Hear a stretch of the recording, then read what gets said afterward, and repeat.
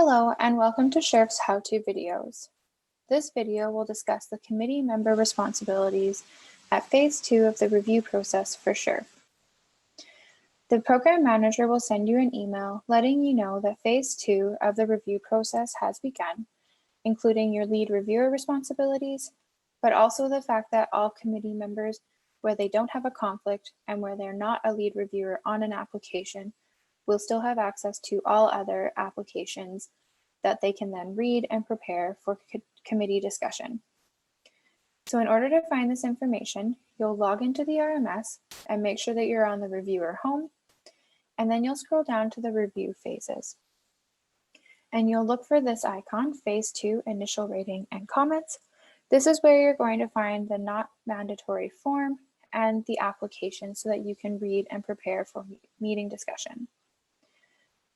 Please note that even though you will be a lead on some applications, they will still show up here. So you'll want to make sure to use the master list, and you won't then have to do double the work when you're going through the list view under Phase 2 icon, and you'll only open up the application that you'll need when you're a committee member, not when you're a lead reviewer.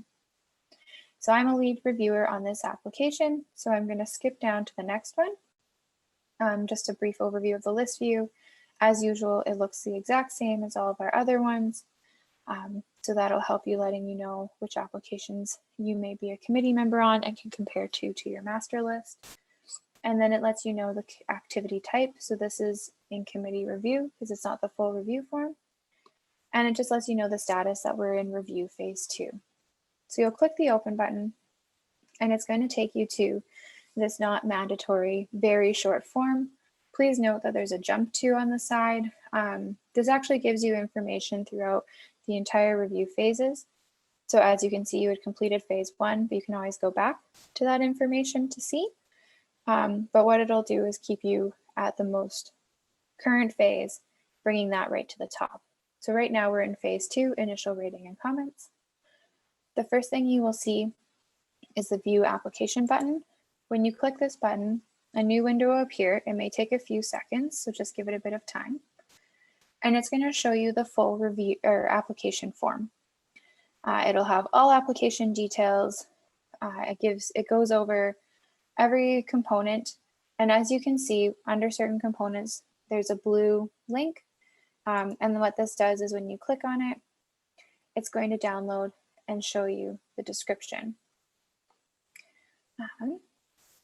And then sometimes it opens a new window, sometimes it opens a download. That's if you just want to download that certain component. What I suggest though is downloading or printing if you are someone that likes to work off of hard copies, to print the entire thing, as the attachments are also at the very end of the application form. What we've done, unfortunately, it can't be embedded into the application itself.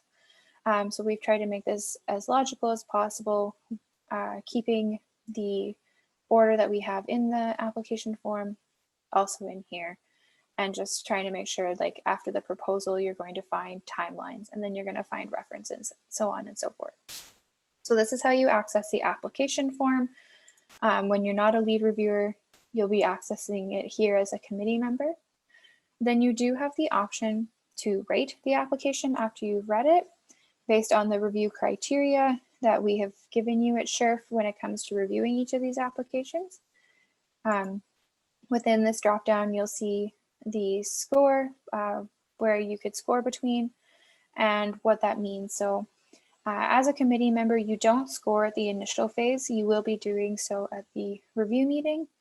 But what this does here is just lets you make notes and decide after you read this application that they've hit maybe the majority of the criteria. It's a great idea, everything like that. So, but it's not like the top of your pile. So it's an excellent application, giving you that range. And then you can give general comments. Now, these general comments are only for the review meeting members or for yourself to share with the review meeting members. So when you do put in information here, it will not be submitted like your lead review comments will be, where the other lead reviewers and the committee members will be able to see it. This one is purely just for you to bring forward.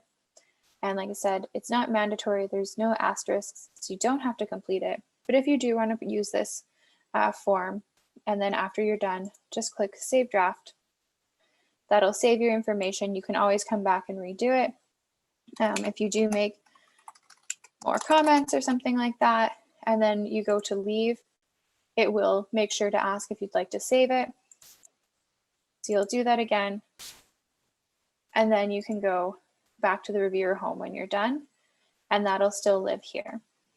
And that is the overview of the committee member responsibilities when you're not assigned as a lead reviewer.